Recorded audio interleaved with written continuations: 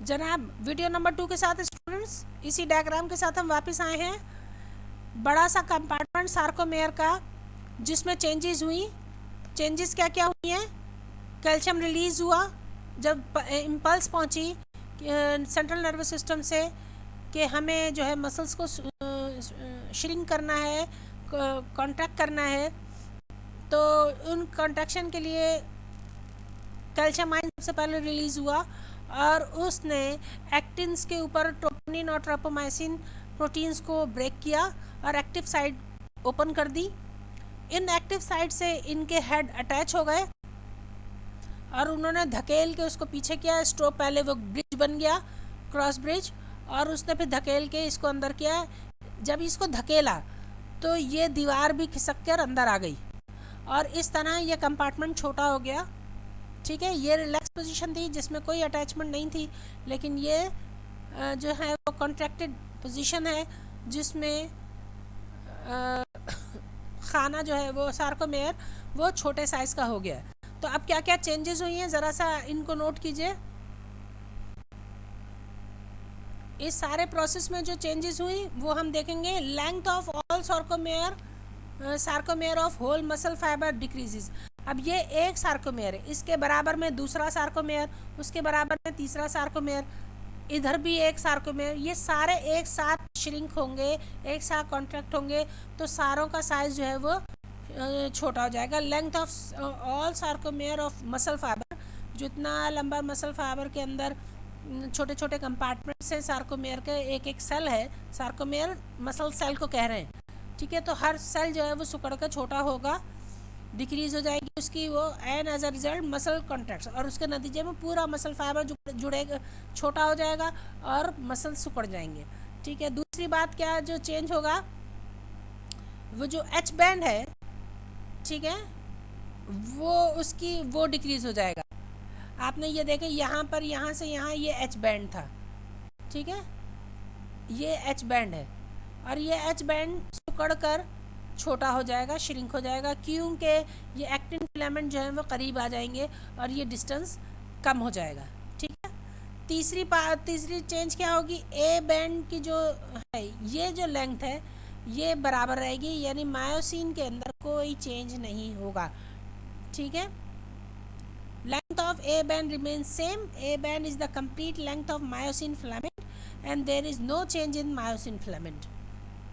ये ठीक है, एक्टिन फिलामेंट में सारी तब्दीली हो रही है, वो यहाँ से यहाँ आया, यहाँ से यहाँ आया हर स्ट्रोक पर, और उसके साथ साथ जी लाइन भी जो है वो करीब होती चली गई, तो कंपार्टमेंट छोटा हो गया। और ये जो एच लाइन है, एच बैंड है, ये भी कम हो गया। मायोसिन लाइन यानी एम लाइन जो मायोसिन को अटैच किया हुआ है, इसमें भी कोई तब्दीली नहीं होगी। इसी वजह से चूँकि ये एक्टिन फिलामेंट इसके ऊपर स्लाइड कर रहा है, उसके हेड की वजह से हेड इससे अटैच हुआ, फिर इसने इसको पीछे धकेला, फिर एनर्जी ख़त्म हो गई, फिर अगला एटीपी रिलीज़ हुआ, उसने एनर्जी रिलीज़ की, आधे ने बैंड क्रॉस ब्रिज बनाया, आधे ने पीछे धकेला, फिर रिलैक्स हो गया हेड, फिर एनर्जी आई, फिर आधे ने उसको अटैच किया, इस तरह करके स्लाइड कर रहा है। तो इसी वजह से इस थ्योरी का नाम जो है वो स्लाइडिंग थ्योरी, फिलामेंट थ्योरी रखा गया है। ठीक है, ये मुकम्मल एक इलेक्ट्रिकल और बायोकेमिकल मैकेनिज्म है जिसको हम अगली उसमें पढ़ेंगे तफसील से। इसका दूसरा नाम भी रखा गया है, वो भी हम बाद में पढ़ेंगे। अच्छा, अब आप याद रखिए, आपकी बुक में कुछ पॉइंट्स हैं जिनको मैं मेंशन करना चाह रही हूँ, ऑब्जेक्टिव्स के लिए भी बहुत ज़रूरी हैं, और वैसे भी पेज नंबर 45 में आप देखेंगे, अपनी किताब को खोल कर देख लीजिएगा। Muscles are stimulated by to contract by nerve impulse from central nervous system. पहली बात आप याद रखिएगा, ऑब्जेक्टिव्स के लिए भी ये पॉइंट्स ज़रूरी हैं, वैसे तो आपको याद करना ही है। उसके बाद आप fully contracted sarcomere can shorten by 35% of its total length. जो ये इसकी टोटल 100% लेंथ है वो कम से कम 35% या 35% जो है वो कम हो जाएगी टोटल लेंथ से, पिछली वाली साइज से 35% कम हो जाएगा सार्कोमेयर।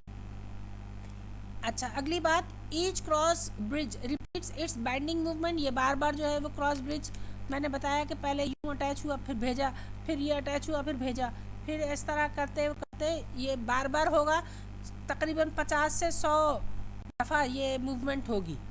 ठीक है, with in a fraction of seconds, एक सेकंड में के हज़ारवें हिस्से में ये 50 से 100 दफ़ा मसल सार्कोमेयर जो है उसके ऊपर ये स्लाइड फिलामेंट्स की होंगी। ठीक है, सेवरल 100 टाइम्स ईच सेकंड, एक सेकंड में कई 100 दफ़ा जो है ये मसल्स की चेंजेस आएंगी। कैल्शियम आयंस आर स्टोर्ड, अगला पॉइंट है हमारा, बहुत इंपॉर्टेंट है। Calcium ions are stored in sarcoplasmic reticulum, ये याद रखिएगा, ये भी ऑब्जेक्टिव है।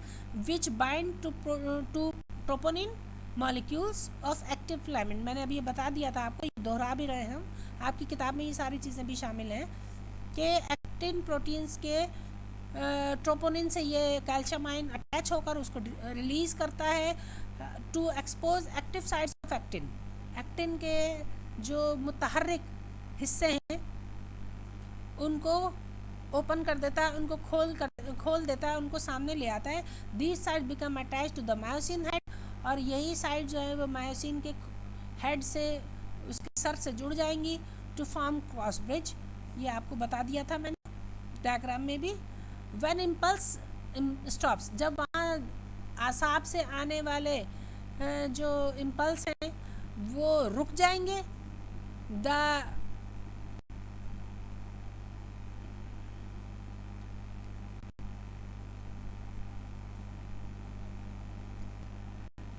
Ca+2 यानी calcium +2 ion flow back into sarcoplasmic reticulum, जैसे ही इम्पल्स आना ख़त्म होंगे कैल्शियम आयन जो है वो वापस सार्कोप्लाज्मिक रेटिकुलम में चला जाएगा। The cross bridge are broken, cross bridge जो है वो टूट जाएंगे, उनकी एनर्जी उनके ऊपर दोबारा, चूँकि एक्टिन के ऊपर दोबारा ट्रोपोनिन और ट्रोपोमाइसिन आ जाएगी तो ये ब्रिज अब दोबारा नहीं बन सकेंगे।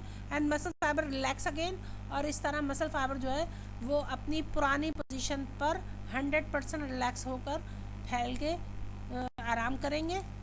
ये पूरा प्रोसेस आपके उसमें कंप्लीट हुआ, आपकी किताब में है, इसको पढ़िए, कोई बात नहीं समझ में आती है तो दोबारा पूछिए। ठीक है, आपने उसमें आप पूछ सकते हैं। अगले वीडियो के साथ तैयार रहिए और तेज़ी से, ये चूँकि ताज़ा पढ़ा है तो इसको जल्दी से याद भी कर लीजिए। जितनी 4 वीडियोस मैंने डाली हैं, एक एक्टिन फिलामेंट का स्ट्रक्चर है, मायोसिन फिलामेंट का स्ट्रक्चर है, स्लाइडिंग थ्योरी है, ठीक है, ये सब आपको याद करना होगा। अच्छा, दूसरा मुझे आपको थोड़ी सी हिस्ट्री बतानी थी कि जिन्होंने इसको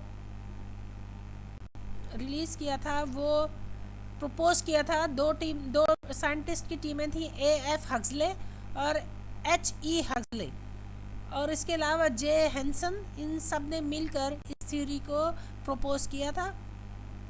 तो आपने जो है इन चीज़ों को याद रखना है, ऑब्जेक्टिव्स में ये काम आएंगे। ठीक है, अच्छा, ये भी याद रखना है कि यहाँ पर जो जी लाइन के साथ जो टी ट्यूब्यूल्स थे, सारे इम्पल्सिस या न्यूरॉन्स जो हैं वो यहाँ से एक्टिव होंगे, तमाम इंडिकेशन यहाँ से आएगी, और इस तरह ये एक्टिन और कैल्शियम और मायोसिन की हरकत शुरू होगी। यहाँ पर मैंने आप पिछली वीडियो में उसका स्ट्रक्चर बताया है, वो ज़रूर देख लीजिएगा। Thank you so much, ASN के साथ जुड़े रहिए। कोई सवाल हो तो तेज़ी से पूछिए, नहीं समझ में आता तो दोबारा वीडियो अपलोड कर दी जाएगी। Thank you.